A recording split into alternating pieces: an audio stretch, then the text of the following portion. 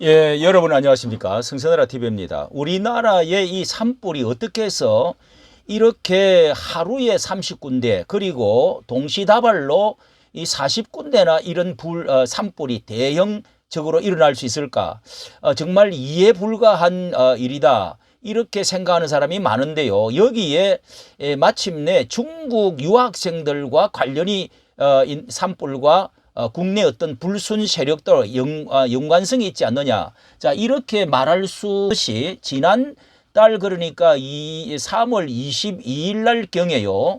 울산대 중국 연세 방화범이 캠퍼스 근처에 네 곳에다가 불을 지른 혐의로 구속 영장을 발부받은 교환 학생이 지금 검거가 다녔습니다. 2023년부터 울산대에 다녔다고 하는데, 자, 우리가 이렇게 한 가지 두 가지가 아니죠. 여러 가지 의심되어지는 일들이 이번에 탄핵 가운데서도 많은 학생들이 나타나고, 박근혜 때에도 뭐 7만 명, 10만 명이 대거 그렇게 준동을 했다 하는 이런 이야기는 잘 알고 있는데요. 이 연세 방화범 학생은 교환 학생으로 이게 이제 영장을 받았는데, 지난달입니다. 그러니까 2월 20일경에 네 곳에 연이어서 방화를 했는데, 이게 그 산지에서 국제관 옆에 그렇게 곧 진화는 되긴 했지만 네 군데서 같은 화재가 발생했다. 여기 내용을 보니까 현지에서 불에 탄 중국어 서적까지 발견되어졌다는 거 아닙니까? 예. 이렇게 해서 증거 및 도주 우려가, 인멸 도주 우려가 높다고 해가지고 김해 공항으로 가고 있는 학생을 공항서 검거를 했다는 것입니다. 자, 이렇게 출국 조치를 하고 검거를 했다 하는 이 불탄 자리를 CCTV를 통해서 발견을 했는데요. 애국 서적과 공책 확인, 예, 학생 긴급 체포.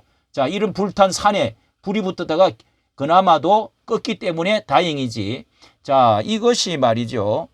이런 사례는 지금까지 없었는데, 우리나라에 기온이 너무 높고, 그리고 뭐 이번에 건조한 날씨와 강풍 뭐 이런 것 때문에 일어났다, 이렇게 말을 하고 있지만 확실한 아직까지 원인은 이렇게 아직 밝혀지질 않았다는 것입니다.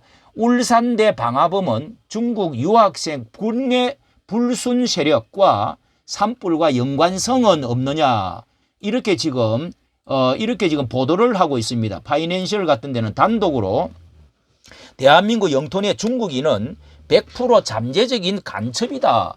자, 이거 얼마든지 우리 젊은이들도 이렇게 말하는 사람이 많고요. 자, 중국과 우리나라는 이렇게 혐한 뭐 현중 이렇게 하고 있는, 특히 우리나라에서 뭐 많이 뽑아가고, 또 산업 스파이로 일들도 많이 뽑아가고, 그리고 많은 이제 중국의 여러 가지 침략적인 그 행위들, 정치적으로 문화적으로 많이 지금, 자, 이런 것에 대한 어떤 그 감정과 관계가 되어 있지 않느냐. 자, 여기서는 이렇게 지금 말을 하고 있습니다. 울산대학에서 발생했던 그 방화와 연관되어져서 초기 그렇게 됐는데, 이번에 이것에 대해서도 이렇게 동시다발로 이렇게 될 수가 있을까? 이 전문가들은 이렇게 지금 뭐 기후 변화와 건조한 날씨, 강풍 이야기를 하지만은 실제로 이번 계기로 캠퍼스 보안 강화와 화재 예방 교육의 필요성을 대두되고 있다. 동시에 외국인 유학생 관리에도 논의가 이어지고 있다. 우리가 이게 충분히 대비를 해야 할 필요가 있습니다. 예, 수사 결과에 따라서 산불 예방 및 대응 정책에도 변화가 있을 것으로 예상된다. 자, 이렇게 해서 지난해에 이런 일도 있었다는 겁니다. 하와이에서 발생한 산불이 났었는데, 하와이 산불로 폐허가 된 땅을 중국인들이 저가에 매입을 했다는 겁니다. 그 이득을 본 것이 중국인들이다. 이런 그 일도 있었다고 전하면서, 외국 세력에게 대한민국 영토가 야금야금 넘어가고 있다는 점을 간과해서는 안 된다. 자, 이렇게 지금 말을 하고 있는 것입니다. 자, 박근혜 때에도, 그 탄핵 때에도 뭐 7만 명, 10만 명 유학생들이 많이 나와가지고 대거적으로 그뿐만 아니라 또 이 문재인 그 당선 때에도 이 댓글 드루킹 댓글들 뭐 이런 것들이 오마우어당 뭐 또 공자학원 해가지고 전 세계에 1,000만 명이 있다는 이야기 아닙니까? 자, 이런 것들뿐만 아니라 이 한국에 대해서 정말 우리나라 민족이 아무리 우리가 정당이 서로 양극화돼 한다 하더라도 이렇게까지는 할 사람이 어디 있겠습니까? 자, 이런 점에서 대한민국 영토에 중국인이 100%는 이 한국 영토의 잠재적인 간첩일 수가 있다.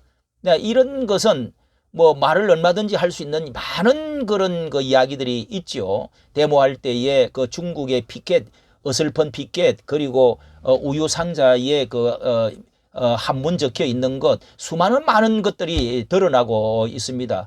그리고 또 항공모함 2달 동안 촬영한 것, 뭐 이런 것들이, 자, 이래서 이번 기회에 이런 것들도 면밀히 살펴볼 필요가 있다는 생각이 듭니다. 정말 이런 영관 불순주의에 대해서 우리나라가 대거로 외국 사람들이 들어오는 이런 마당에 우리가 국경을 맞대고 있는 참 이런 것에 대해서 정말 그 민주당에서도 더 좀 강한 법을 만들어야 된다.